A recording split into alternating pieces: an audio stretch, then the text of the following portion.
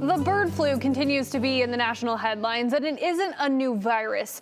It was first identified in 1878 in northern Italy. By 2020, a highly pathogenic strand of the virus was detected in Europe, and by 2021, that strand was found in birds in the U.S. and Canada. The virus now isn't just detected in geese and ducks and chickens, but more recently, there are cases reported in cats, dogs, goats, alpacas, and by 2024, dairy cows.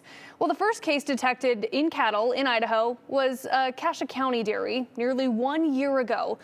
35 dairies were impacted, and today only one is under quarantine.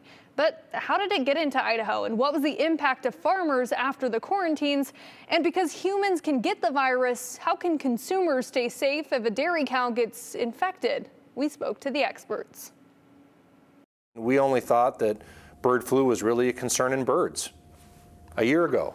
A year later, we're like, it can infect multiple species. 2024 was a unique year for bird flu all across the country. Scott Libesley, the Idaho State veterinarian, We were hit the hardest and the fastest. witnessed this firsthand. At the time, we had no idea what it was, and it was causing cattle, dairy cattle that was first observed in Texas, to have an abrupt drop in their milk production. They went off feed, and their milk would get thick and kind of yellowish consistency. Libesley says they later learned it was bird flu, and it got here after cattle from Texas unknowingly infected with the virus were delivered to Idaho. As soon as it was detected, the Idaho State Department of Agriculture stepped in. Idaho was the first state to implement movement restrictions, meaning cattle couldn't be taken out or brought in from the 16 affected states. Idaho was also the first in the country to place quarantine measures at affected dairies. This meant once a case was detected in a dairy cow, producers would quarantine the herd. We treat cows a lot like we treat ourselves. We have hospital pens in all of our dairies, so any of those sick cows go to the hospital pen. They get extra attention, they get doctored to get back to healthy. Rick Narabout says this was tough on dairy operations because it would take about 2 to 4 weeks for cows to recover from the virus. You do see a drop in total milk produced on the dairy, which ends up being a drop in total revenue in that period of time. There needed to be 2 consecutive negative tests to be able to put the cows back into production. Though the ISDA says the milk production only stopped for cows showing severe symptoms, and the asymptomatic cows could keep producing milk. You don't want the solution to be worse than the problem. Right.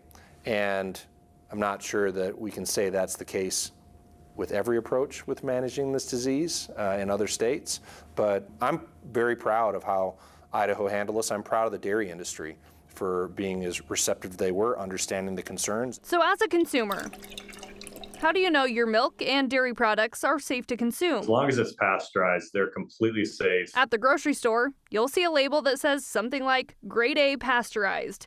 But how does pasteurization work to get out the virus? Milk is shipped in a tanker, raw milk, off the dairy, and it comes to the processing plant. The plant will offload it into a silo, and then they'll run it through a pasteurizer. So pasteurization is just heating milk to a certain temperature for a certain period of time to eliminate the vast majority of any potential pathogens that are in there. That heating for that period of time removes 99.99% of the pathogens that have proven to be harmful would otherwise be present in raw milk. You can still drink raw milk, but you do take a risk because there could be pathogens in it.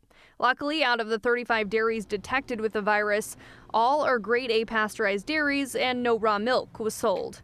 While Idaho might have rebounded from the outbreak, Libesley says developing vaccines is likely the next step. We need to maybe think about other options that we have, tools that we can use to limit the spread, because I think just ask a state like California that has over 700 dairies that are affected, they can't get ahead of it. And the USDA is providing funding for veterinarians and producers to reduce the financial impacts from the outbreak.